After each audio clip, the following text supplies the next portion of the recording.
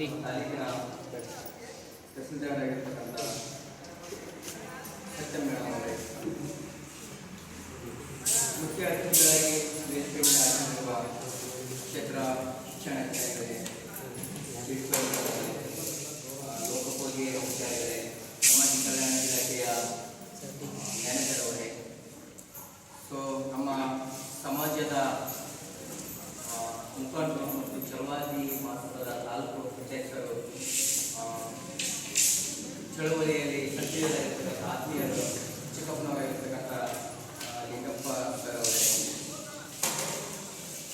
ಜೊತೆಗೆ ವೇದಿಕೆಯ ಮುಂಭಾಗದಲ್ಲಿರ್ತಕ್ಕಂಥ ಸಮಾಜದ ಹಿರಿಯರಾಗಿರ್ತಕ್ಕಂಥ ಸಂಜೀವ ಚಳವಾದಿ ಅವರೇ, ರಾಜಕೀಯದಲ್ಲಿ ತಮ್ಮದೇ ಆದಂಥ ಕ್ರಾಂತಿ ಎನಿಸಿರ್ತಕ್ಕಂಥ ವಿಶ್ವಕ್ರಾಂತಿ ಅವರೇ, ಗಂಗಾಧರ್ ಸಹೋದರ ಅವರೇ, ಮತ್ತು ಇನ್ನೋರ್ವ ಸಮಾಜದ ಹಿರಿಯರಾಗಿರ್ತಕ್ಕಂಥ ಶಿವಪ್ಪ ಮಾತನೂರವರೇ, ಮತ್ತು ಪತ್ರಿಕಾ ಮಾಧ್ಯಮದವರೇ, ಮತ್ತು ಈ ಸಭೆಯ ಮುಂಭಾಗದಲ್ಲಿರ್ತಕ್ಕಂಥ ಎಲ್ಲ ಸಹೋದರಿಯರೇ, ಸಹೋದರ.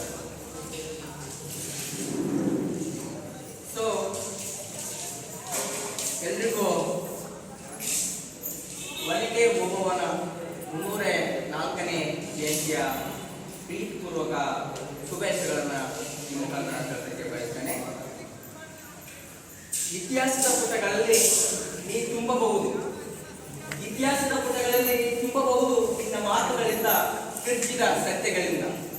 ಮಣ್ಣಂತೆ ನೀನನ್ನು ತುಳಿಯಬಹುದು, ಆದರೂ ಧೂಳು ಕಣವಾಗಿ ನಾನು ಮೇಲೇಳುತ್ತೇನೆ ಎಂಬ ಇಬ್ರೋ ಕವಿತ್ರಿ ಮಂಜುತ್ರು ಅವರ ಒಂದು ಕೈವಾಣಿಯಂತೆ ಮೇಲೆದ್ದು ಸಮಾಜಮುಖಿ ಕಾರ್ಯದಲ್ಲಿ ನಿರತರಾಗಿರ್ತಕ್ಕಂಥ ಒಂದು ಚಳವಾದಿ ಸಮುದಾಯ ತನ್ನದಾಗಿರ್ತಕ್ಕಂಥ ಒಂದು ಮಹಿಳೆಯರಿದ್ದ ಒಂದು ಪೌರಾಣಿಕ ಪರಂಪರೆಯನ್ನು ಹೊಂದಿರತಕ್ಕಂಥ ಸಮುದಾಯ, ತನ್ನದಾಗಿರ್ತಕ್ಕಂಥ ಸಂಸ್ಕೃತಿ, ಸಂಸ್ಕಾರ, ಆಚಾರ, ವಿಚಾರ, ನಡೆ ನುಡಿಗಳಿಂದ ಒಂದು ಪರಿಶುದ್ಧ ಕಾಯಕ ನಿಷ್ಠೆಯಿಂದ ಒಂದು ದೃಢ ಸಂಕಲ್ಪವನ್ನು ಹೊಂದಿರತಕ್ಕಂಥ ಒಂದು ಸಮುದಾಯ. ಈ ಒಂದು ಸಮುದಾಯದಲ್ಲಿ ಹಿಂದೆ ಮಹಾರಾಜರು ಈ ನೆಲವನ್ನ ಆಳಿದ್ರು. ಈ ಮಹಾರಾಜರು ಈ ನೆಲವನ್ನು ಆಳಿರ್ತಕ್ಕಂಥ ಜನಾಂಗ ಕಪಾಟಿಗಳ ಒಂದು ಕುತಂತ್ರದಿಂದ ಹೊಲದ ಒಲೆಯರನ್ನಾಗಿಸಿದ್ರು. ಭಾರತದ ಮೊದಲ ದೊರೆಗಳನ್ನ ದಾಸುಗಳಾಗಿಸಿದ್ದು ಇದು ಇತಿಹಾಸದಲ್ಲಿ ದುರಂತ. ಕಾಲಾನಂತರದಲ್ಲಿ ರಾಜ, ಮಂತ್ರಿ, ಮೂದರರ ನಂಬಿಕೆಗೆ, ಪ್ರೀತಿ, ವಾತ್ಸಲ್ಯಕ್ಕೆ, ವಿಶ್ವಾಸಕ್ಕೆ ಬಾಧನರಾಗಿರ್ತಕ್ಕಂಥ ಈ ಸಮುದಾಯ, ಇಂತಹ ಸಮುದಾಯದ ಮುಕುಟಮಣಿ ನಮ್ಮ ಮನೆಗೆ ಓಬವ್ವ ತೀರ ವೀರ ಪೈಡೆ ಅಂತ ಹೇಳ್ತೇವೆ. ಭಾರತದ ಇತಿಹಾಸದಲ್ಲಿ, ಭಾರತದ ಚರಿತ್ರೆಯಲ್ಲಿ ಧ್ರುವತಾರೆಯಂತೆ ಬೆಳಗಿದ ಈ ಮನೆಗೆ ಓಬವ್ವಳ ಆ ತಾಯಿಯ ಒಂದು ಜೀವನವನ್ನು ನೋಡಿದರೆ, ಪ್ರಸ್ತುತ ಸರ್ ಹೇಳಿದ್ರು ಅಖಂಡವಾಗಿರ್ತಕ್ಕಂಥ ಬಳ್ಳಾರಿ ಜಿಲ್ಲೆ, ಪ್ರಸ್ತುತ ವಿಜಯನಗರ ಜಿಲ್ಲೆಯ ಕೂಡ್ಲಿಗಿ ತಾಲೂಕಿನ ಗೂಡೆಕೋಟೆ ಎನ್ನುವಂಥ ಒಂದು ಗ್ರಾಮ. ಆ ಗ್ರಾಮದಲ್ಲಿ ಸಾಮಾನ್ಯ ಶಕ 1721 ನವೆಂಬರ್ 11ನೇ ತಾರೀಕು ಆ ಗೂಡೆಕೋಟೆ ಪಾಳೆಗಾರರಲ್ಲಿ ಕೈಳೆಯರಾಗಿ ಕೆಲಸ ಮಾಡ್ತಕ್ಕಂಥ ಚಿನ್ನಪ್ಪ ಮತ್ತು ಚಿನ್ನಮ್ಮ ದಂಪತಿಯ ಸುಪುತ್ರಿಯಾಗಿ ಜನ್ಮವನ್ನು ತಾಳ್ತಾರೆ ಈ ಓಬವ್ವನು. ಈ ಓಬವ್ವಗೆ ಇಬ್ಬರು ಸಹೋದರರು ಕೂಡ ಇದ್ರು, ಕುದುರಪ್ಪ ಮತ್ತು ಅಂಜಪ್ಪ. ಈ ಕುದುರಪ್ಪ ನಿಡಗಲಿನ ಸಂಸ್ಥಾನದಲ್ಲಿ ಕಾವಲುಗಾರನಾಗಿ ಕೆಲಸವನ್ನು ಮಾಡ್ತದ. ಆ ಸಂದರ್ಭದಲ್ಲಿ ಶತ್ರುಗಳನ್ನು ಏಕಾಂಗಿಯಾಗಿ ಎದುರಿಸಿ ವೀರ ಮರಣವನ್ನು ಹೊಂದಿದ್ದ ಕುದುರಪ್ಪ. ಇಂಥ ಅಣ್ಣನ ಒಂದು ತ್ಯಾಗ ಆದರ್ಶದಲ್ಲಿ ಬೆಳೆದಂತ ಒಬ್ಬ ಹೆಣ್ಣು ಮಗಳು ನಮ್ಮ ಓಬವ್ವ. ಹೀಗೆ ಈ ಭಾರತದ ಚರಿತ್ರೆಯನ್ನು ನೋಡ್ತಾ ಹೋದ್ರೆ, ಆ ಭಾರತದ ಚರಿತ್ರೆಯಲ್ಲಿ ಕರ್ನಾಟಕಕ್ಕೆ ವಿರಚಿತವಾದಂತಹ ಒಂದು ಸ್ಥಾನಮಾನ.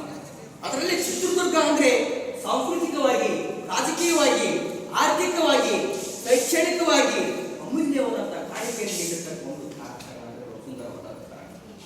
ಹಾಗೆ ನಮಗೆ ಚಿತ್ರದುರ್ಗ ಅಂದ್ರೆ ನೆನಪಿ ಬರೋದು ಕಲ್ಲಿನ ಕೋಟೆ, ಆ ಮದಕರಿ ನಾಯಕ, ಆ ಒಣಗಿ ಓಬವ್ವ. ಈ ಮೂವರು ದೃಶ್ಯಗಳು ನಮ್ಮ ಕಣ್ಣಿಂದ ಬರ್ತವೆ. ಇಂಥ ಸಂದರ್ಭದಲ್ಲಿ ಆ ಚಿತ್ರದುರ್ಗದ ನಾಯಕ, ವೀರ ಮದಕರಿ ನಾಯಕ, ಗೂಡುಕೋಟೆಯ ಏನು ಕೂಡ್ಲಿಗಿ ತಾಲೂಕೇನಿದೆ, ಮಂಟು ಓಬವ್ವನ ಹುಟ್ಟೂರೇನಿದೆ, ಆ ಹುಟ್ಟೂರಿನ ಪಾಳೆಗಾರರ ರಾಜನ ಮಗಳನ್ನ ನೋಡೋದಕ್ಕೆ ಹೋಗಿರ್ತಾರೆ. ರಾಜನ ಮಗನ ನೋಡೋದಕ್ಕೆ ಹೋಗಿ ಸಾಮಾನ್ಯವಾಗಿ ರಾಜ ಹೋಗ್ತಾರೆ ಅಂದ್ರೆ ಮಂತ್ರಿಗಳು ಹೋಗ್ತಾರೆ, ಸೈನಿಕರು ಹೋಗ್ತಾರೆ, ಕಾವಲುಗಾರ ಹೋಗ್ತಾರೆ, ಬೇರೆಯವರು ಹೋಗ್ತಾರೆ. ಇಂಥ ಸಂದರ್ಭದಲ್ಲಿ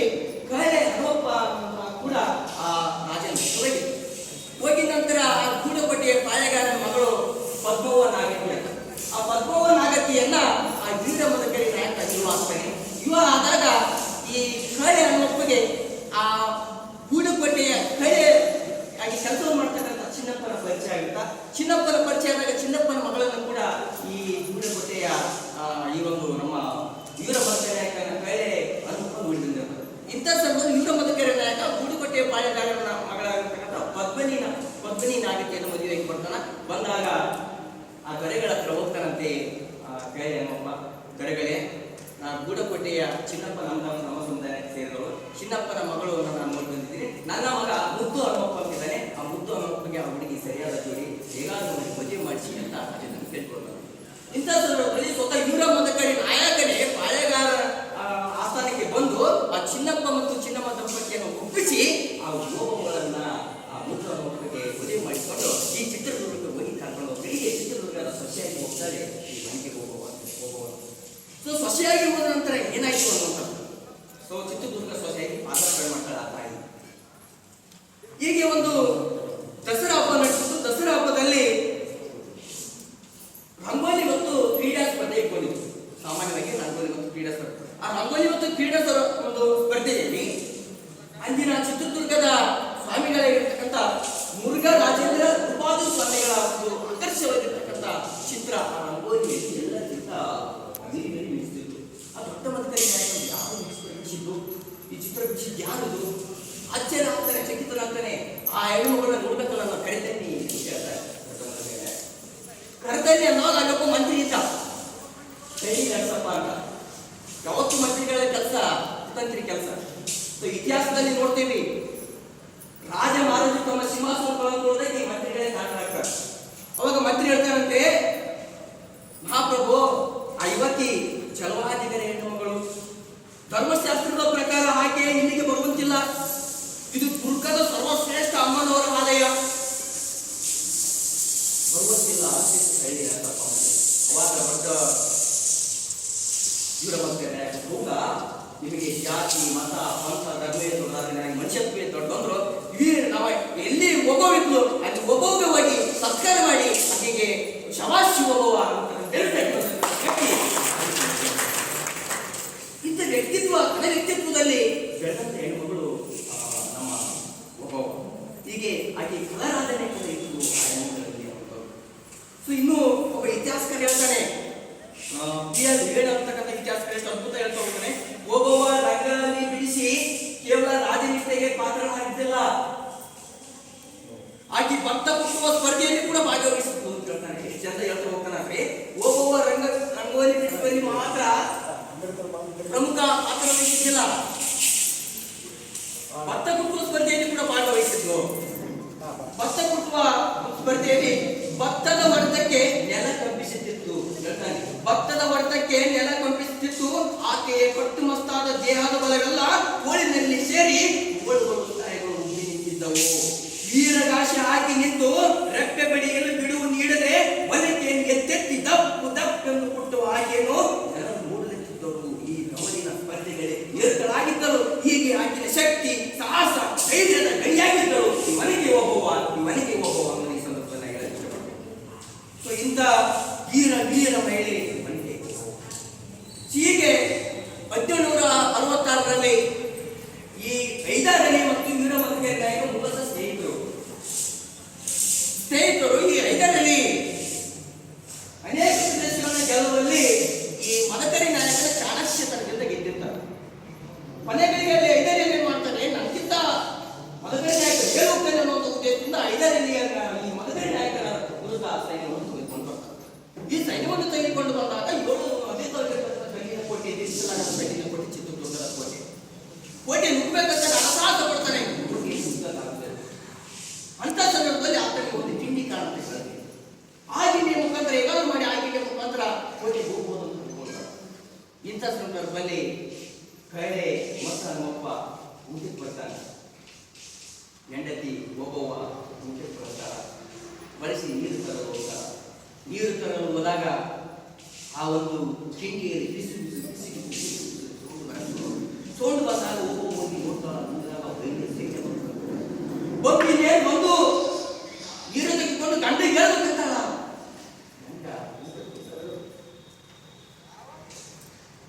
ಕೇವಲ ಪತ್ನಿ ಆಗಿದ್ದಿಲ್ಲ. ಒಬ್ಬ ಧರ್ಮ ಪತ್ನಿ ಆಗಿದ್ಲು. ಪತ್ನಿ ಆಗೋದಕ್ಕೂ ಧರ್ಮ ಪತ್ನಿ ಆಗೋದಕ್ಕೂ ವ್ಯತ್ಯಾಸ ಇದೆ. ಇವತ್ತು ನಮ್ಮ ಮನೆಯಲ್ಲಿ ಮೊನ್ನೆ ಊಟಕ್ಕೆ ಕೂತಿದ್ದೆ. ನನಗೆ ಗ್ಯಾಸ್ ಬಂದಕ್ಕೆ ಇದ್ದಳು, ಊಟ ಮಾಡ್ತೀನಿ. ಇಲ್ಲ ಗ್ಯಾಸ್ ಬಂದಕ್ಕೆ ಇದ್ದಳು, ಆಮೇಲೆ ಊಟ ಮಾಡಿದ್ದೆ. ಗ್ಯಾಸ್ ಬಂದು ಗ್ಯಾಸ್ ತೊಗೊಂಡು ಆಮೇಲೆ ಊಟ ಮಾಡ್ತಾರೆ. ಹೇಗಿದೆ ನೋಡಿ ಆಕೆ ವ್ಯಕ್ತಿತ್ವ, ಆ ತಾಯಿಯ ವ್ಯಕ್ತಿತ್ವ. ಗಂಡನಿಗೆ ಹೇಳಿದ ನೀರಿನಾರಿಯಾಗಿ ಗೋದಕ್ಕೆ ಆ ಕಳ್ಳ ಗಿಂಡಿಯ ಶತ್ರುಗಳನ್ನ ಕಂಡು ದುರ್ಗಕ್ಕೆ ಒದಗಿದ ಅಪಾಯವನ್ನು ಅರಿತು ರಣಚಂಡಿಯಂತೆ ಶತ್ರುಗಳ ತಲೆಯನ್ನ ಉರುಳಿಸುವಲ್ಲಿ ಆದಿಮಕ್ಕಳ ತಲೆಗೆ ಹೋಗುವ. ಈ ಪ್ರಸಂಗವನ್ನು ಮತ್ತೆ ಜೀವನ ಹೇಳುವವರು ಅದ್ಭುತವಾಗಿ ಹೇಳ್ತಾರೆ, ಚಿತ್ರಿಸ್ತಾರೆ. ಮೈ ಮೇಲೆ ಪರಿವಿಲ್ಲದೆ ದುಷ್ಟ ನಿಗ್ರಹಕ್ಕೆ ನಿಂತ ಗೋಪುವನಲ್ಲಿ ಅಸುತ್ತನ ಕಂಡಿತು. ಜಡೆ ಬಿಚ್ಚಿ ಹೋಗಿ ಮುಡಿಗೆದಿರಿತ್ತು. ಉಪ್ಪು ಮೂಡಿದವು, ಕಣ್ಣುಗಳು ಚಂಡಾಂಡಗಳಾಗಿದ್ದವು, ಕೈಕಾಲುಗಳಿಗೆ ಬಿಡುವಿಲ್ಲ, ರಕ್ತದಲ್ಲಿ ಅವಳ ಪಾದಗಳು ಮುಳುಗಿದ್ದವು. ಊಟ ಮಾಡಿ ಎದ್ದು ಬಂದ ಮುದ್ದು ಹನುಮಪ್ಪನಿಗೆ ಅನ್ನುವ ಶಬ್ದ ಕೇಳಿತು. ಸರಸರನೆ ಓಡಿ ಬಂದ ದೂರಕ್ಕೆ ಕಂಡಿತು ಓಬವ್ವನ ಬಲಿಗೆ ಊಟ. ದುರ್ಗದ ದುರ್ಗಿ ಅಂತ ಕಂಡಳು. ಅವಳ ಬಳಿ ಓಡಿದ ಭುಜ ಹಿಡಿದು ರವಿಸಲು ಯತ್ನಿಸಿದ ಬುದ್ಧನಪ್ಪ. ಅವನ ಕಡೆ ತಿರುಗಿದಳು. ಚಂಗನೆ ಹಿಂದಕ್ಕೆ ಹಾರಿ ಹೆಗಲಿಗೆ ನೇತು ಬೀಗಿದ್ದ ಕೈಳೆ ತೆಗೆದುಕೊಂಡು ಉಸಿರುಗಟ್ಟಿ ಊದಿದ ಸಿಡ್ಲೆರಗಿದಂತೆ ಕೈಳೆ ಬರಿಸಿದ ಬುದ್ಧನಪ್ಪ. ಅಷ್ಟಾದರೂ ಕೂಡ ಬರೆಯುವುದಿಲ್ಲ. ಅಷ್ಟರಲ್ಲಿ ದುರ್ಗದ ದಂಡು ಓಡೋಡಿ ಬಂತು. ನೂರಾರು ಕರೆದು ಬುದ್ಧಿ ಹಾಕಿರುವ ಗೋಪುವನ ಸ್ವರೂಪವನ್ನು ಕಂಡು ವಿಭ್ರಾಂತರಾದರು. ಮಧುಕರಿ ನಾಯಕ, ಮಂತ್ರಿಗಳು, ಪ್ರವಾಯಿಗಳು ಗೋಪುವನನ್ನು ನೋಡಲು ಕುದುರೆ ಏರಿ ಓಡೋಡಿ ಆಕೆಯ ಅಪರೂಪದ ಅತಿಶಯ ಎನಿಸುವ ಅಮಾನುಷ್ಯ ಕ್ರೌರ್ಯವನ್ನು ಪ್ರದರ್ಶನ ಮಾಡಿದ್ರು. ಅದಕ್ಕೆ ಈಗ ಜನದ ರಾಶಿಯ ಮೇಲೆ ಮಧುಕರಿ ನಾಯಕ ಅಂತಾರೆ, ತಂಗಿ ಒಬ್ಬವ, ನನ್ನ ತಂಗಿ ಒಬ್ಬವ, ನನ್ನ ತಾಯಿ ಕಣವ ನೀನು, ಸಾಮಾನ್ಯ ಹೆಣ್ಣಲ್ಲ ನೀನು, ದುರ್ಗದ ಕಣ್ಣು ಅಂತಾನೆ. ಒಬ್ಬವ ಅಂತಾರೆ, ಯಾರಿಗೂ ದಕ್ಕೂರ್ದ ಬರ್ಬಾರ್ದು ನನ್ನಣ್ಣ ಎಂದು ಆ ರಾಜನ ಮೈಲಿನಲ್ಲಿ ಪ್ರಾಣವನ್ನು ಬಿಟ್ಟು ಒಬ್ಬವ. ಹೀಗೆ ಆ ರಾಜ ಸಕಲ ಸೇನಾ ಗೌರವಗಳನ್ನು ಒಬ್ಬವ ತಾಯಿಯನ್ನ ಆ ರಾಜಬೀದಿಗಳಲ್ಲಿ ಶವದ ಮೆರವಣಿಗೆಯನ್ನು ಮಾಡುತ್ತಾನೆ. ರಾಜ ಮಹಾರಾಜಿಯನ್ನು ಕೊಡ್ತಾನೆ, ಸಂಸ್ಕಾರ ಮಾಡ್ತಾನೆ. ಹೀಗೆ ಅಭಿಮಾನ ಭಾವಿ ಜೊತೆಗೆ ಒಬ್ಬವನ್ನು ಗೌರವಿಸಿದ ಘನ ವ್ಯಕ್ತಿತ್ವಕ್ಕೆ ಕೈಗೆ ಇನ್ನೊಂದು ವಿಚಾರ ಹೇಳಿದ್ರೆ, ಎಲ್ಲದಂತೆ ಒಬ್ಬ ತಾಯಿ ಬಗ್ಗೆ ಸ್ವಲ್ಪ ಅಭಿಮಾನ ಜಾಸ್ತಿ ನಮಗೂ ಕೂಡ.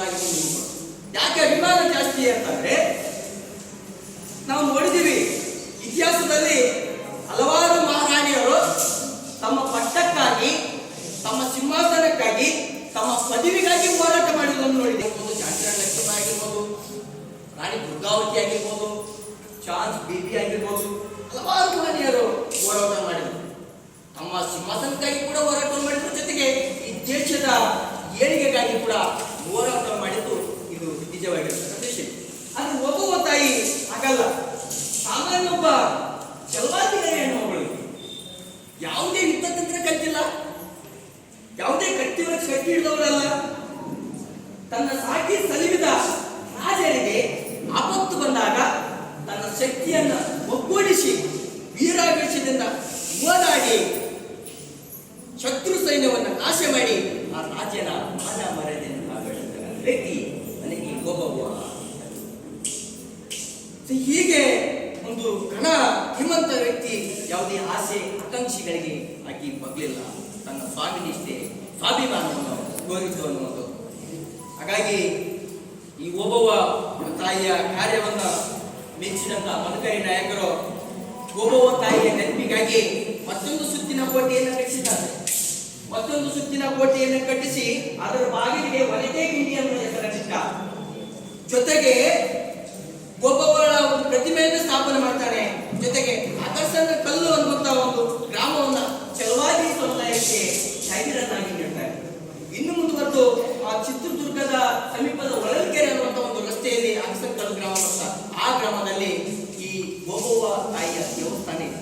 ದಿನನಿತ್ಯ ಆ ದೇವಾಲಯದಲ್ಲಿ ಒಬ್ಬವ್ವ ತಾಯಿಯ ಪೂಜೆ, ಪುರಸ್ಕಾರ, ದಾನ, ಧರ್ಮ, ಧ್ಯಾನ ದಿನನಿತ್ಯ ನಡ್ತಕ್ಕಂಥ. ಹೀಗೆ ಸಾಂಸ್ಕೃತಿಕ ವ್ಯಕ್ತಿತ್ವಕ್ಕೆ ಕೈಗನ್ನಡಿಯಾದ ನಮ್ಮ ಒಬ್ಬವ್ವ ಹೀಗೆ ಇಂಥ ಒಬ್ಬೊಬ್ಬ ತಾಯಿಯ ಒಂದು ಶೌರ್ಯವನ್ನು ಹೊರಗಂಡಂತ ಕರ್ನಾಟಕ ಸರ್ಕಾರ 2021ರಲ್ಲಿ ಆಗಿನ ಸರ್ಕಾರ ನವೆಂಬರ್ 1ರಂದು ಈ ಒಬ್ಬೊಬ್ಬ ಮನೆಗೆ ಒಬ್ಬೊಬ್ಬ ತಾಯಿಯ ಜಯಂತಿಯನ್ನು ಆಚರಣೆ ಮಾಡಿದ್ರು. ಹೀಗೆ ಇನ್ನು ಮುಂದುವರೆದು ಸರ್ಕಾರ ಏನೆಲ್ಲ ಮಾಡ್ಬೋದು ಅಂದ್ರೆ ಮನೆಗೆ ಒಬ್ಬ ಒಂದು ಶೌರ್ಯ ರಸ್ತೆ ಕೊಡ್ತಕ್ಕಂಥ ಕೆಲಸವನ್ನು ಮಾಡಬೇಕು. ಹಾಗೆ ಮನೆಗೆ ಒಬ್ಬ ಹೆಸರಿನಲ್ಲಿ ಅಭಿವೃದ್ಧಿ ಪ್ರಾಧಿಕಾರವನ್ನು ಮಾಡಬೇಕು. ಸಂಶೋಧನಾ ಕೇಂದ್ರವನ್ನು ಕಟ್ಟತಕ್ಕಂಥ ಕೆಲಸ ಆಗಬೇಕು. ಸೊ ಇಂದಿನ ಸಮಾಜದಲ್ಲಿ ಮಹಿಳೆಯರ ಮೇಲೆ ದೌರ್ಜನ್ಯ ಆಗ್ತದೆ, ಅನಾಚಾರ ಅತ್ಯಾಚಾರಗಳಾಗ್ತವ.